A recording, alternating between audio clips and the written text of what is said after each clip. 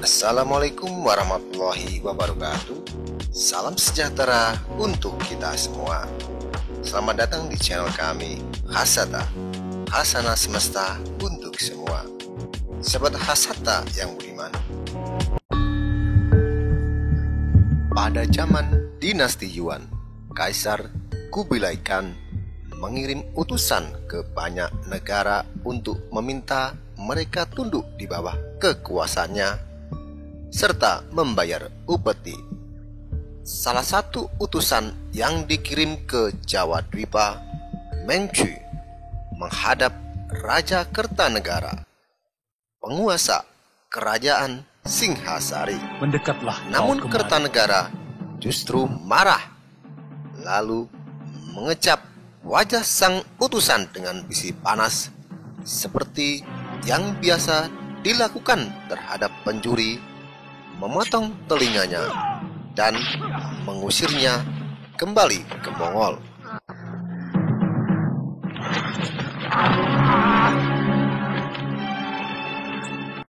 Sebelum kita lanjutkan, mohon sobat semuanya untuk subscribe terhadap channel kami agar terus terupdate dengan video-video kami yang menarik lainnya.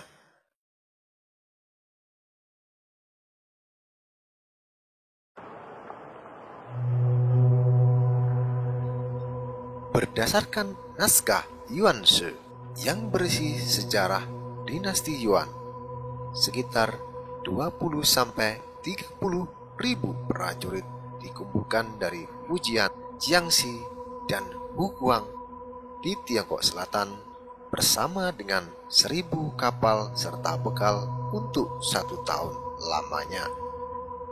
Pasukan ini dipimpin 3 jenderal, yaitu Sepi, orang Mongol, Ike Moshe, orang Uighur, dan Kaoxing, orang Tiongkok. Ketika pasukan Yuan tiba di Jawa Dwipa, Raden Wijaya mengirim seorang utusan dan memberitahu mereka bahwa Kertanegara telah tewas dalam kudeta istana dan telah digantikan oleh Jayakatwang. Raden Wijaya lalu meminta bantuan mereka untuk melawan Jayakatwang. Sebagai balasannya, Wijaya berjanji untuk tunduk pada kekuasaan Yuan dan juga menjanjikan untuk menghadiahi 2 orang putri jika tentara mereka berhasil menghancurkan kerajaan Kadiri. Jayakatwang yang mendengar persekutuan tersebut kemudian mengirim pasukan Kadiri untuk menghancurkan mereka.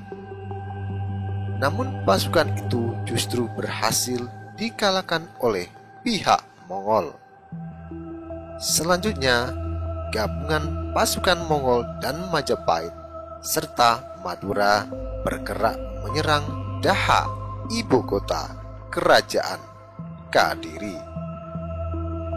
Jayakatwang akhirnya menyerah dan ditawan oleh pihak Mongol bersama putranya, istrinya, dan semua perwiranya beserta harta yang bernilai 50 juta yuan.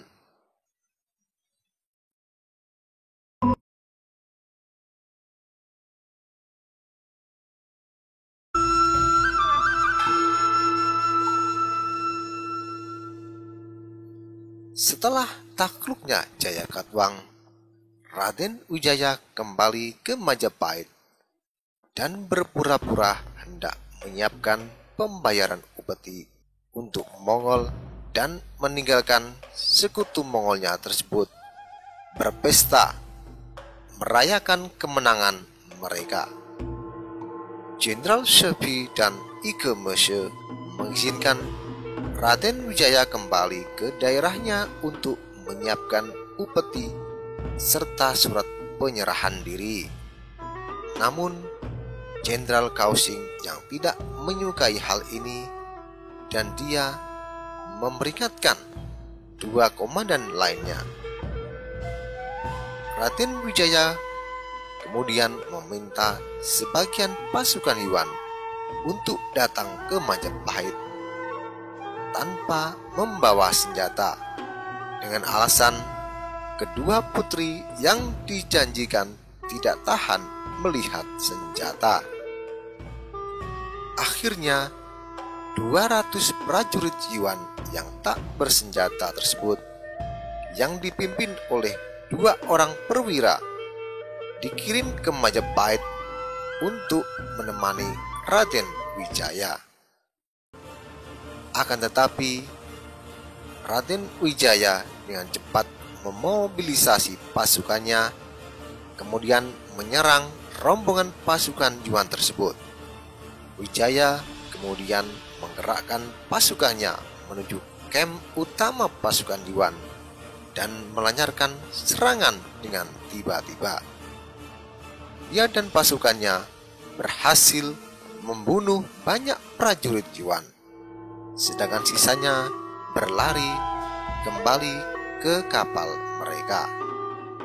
Raden Wijaya menggunakan semua taktik yang memungkinkan untuk mengacaukan dan mengurangi pasukan musuh sedikit demi sedikit. Selama pelarian kembali ke Mongol, tercatat sekitar 12-18.000 tentara Yuan tewas dan kehilangan semua rampasan yang telah dibawa sebelumnya.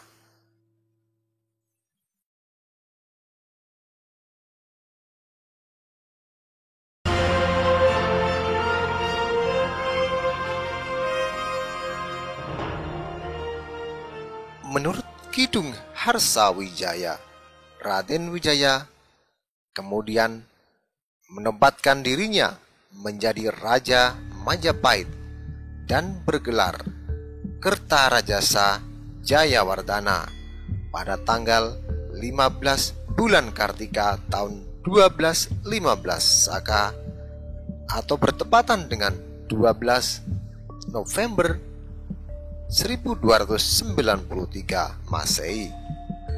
Dalam memerintah Majapahit, Wijaya mengangkat para pengikutnya yang dulu setia dalam perjuangan.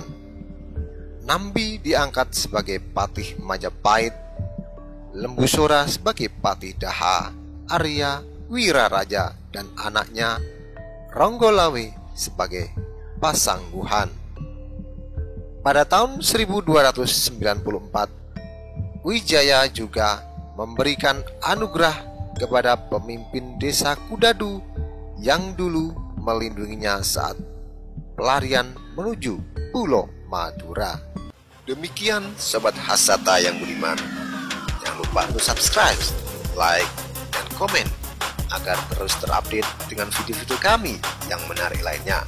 Terima kasih. Wassalamualaikum warahmatullahi wabarakatuh.